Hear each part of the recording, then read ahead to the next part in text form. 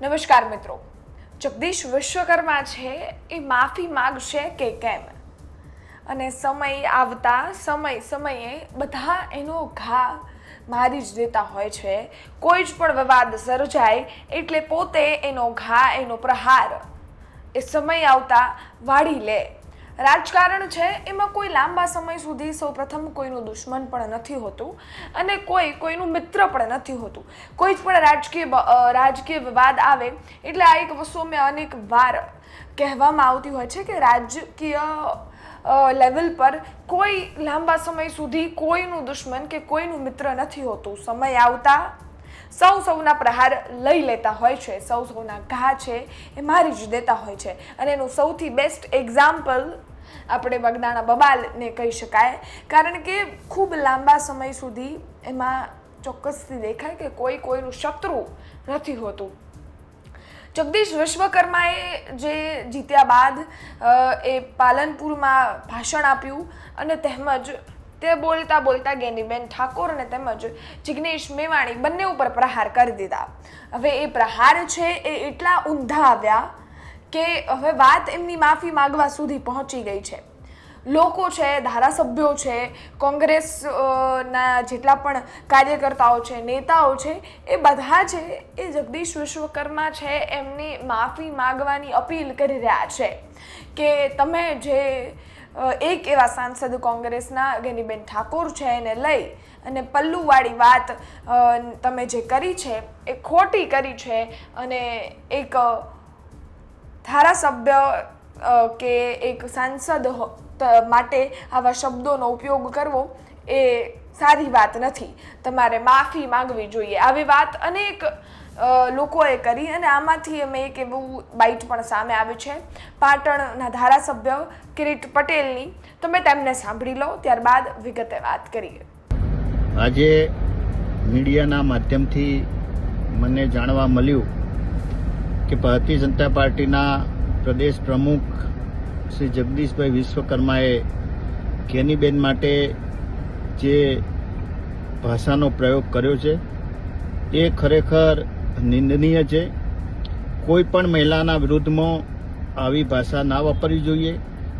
એક બાજુ ભારતીય જનતા પાર્ટી એ મહિલાઓના સન્માનની વાતો કરે છે, ત્યારે એક સાંસદ અને બહુ સક્રિય સાંસદ અને સમગ્ર ગુજરાતનું ગૌરવ એવા ગેનીબેન માટે આ જે શબ્દો બોલ્યા છે એના માટે તાત્કાલિક જગદીશભાઈએ માફી માંગવી જોઈએ.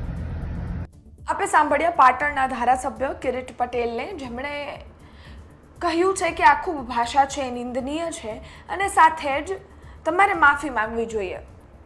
બધા હવે માફીની માંગણી તો કરી રહ્યા છે, પરંતુ સવાલ એ છે કે જગદીશ વિશ્વકર્મા છે એ આ બોલેલું પાછું કઈ રીતના વાળશે?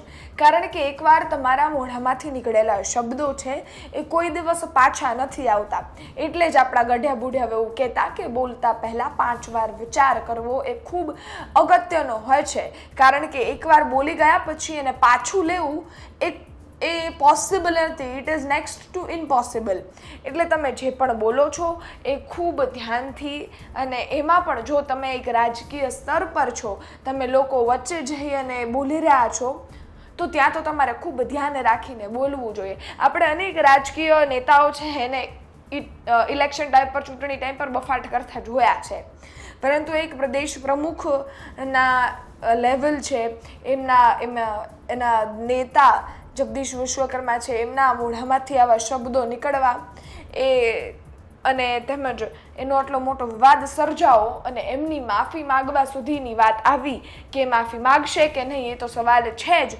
આ સમગ્ર જે ઘટના ચાલી રહી છે એમાં તમે એ પણ જોઈ લીધું કે આજ સવારથી ગેનીબેન ઠાકોર છે એમનું પણ નિવેદન સામે આવ્યું છે.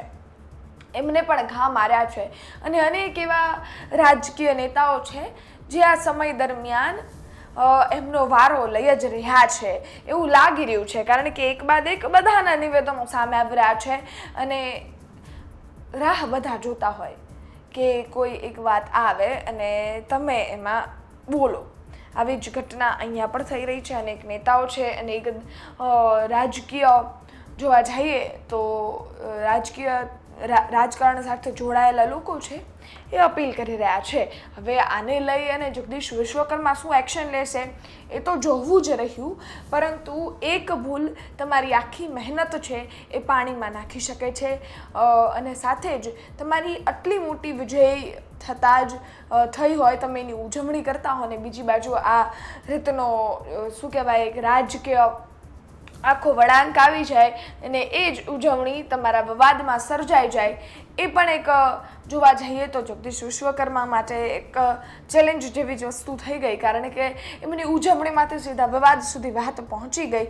એટલે જ તો કહીએ છીએ કે એક ભૂલ છે એ તમારી બધી મહેનત પાણીમાં નાખી શકે છે. અને હવે આ જે જગદીશ વિશ્વકર્માએ કહ્યું છે, આ વાત કરી છે, બોલ્યા છે, એ કદાચ ભારતીય જનતા પાર્ટી માટે કેટલી ભારે સાબિત થઈ શકે છે એ પણ જોવું રહ્યું. તમારું શું માનવું છે આ ઘટનાને લઈ?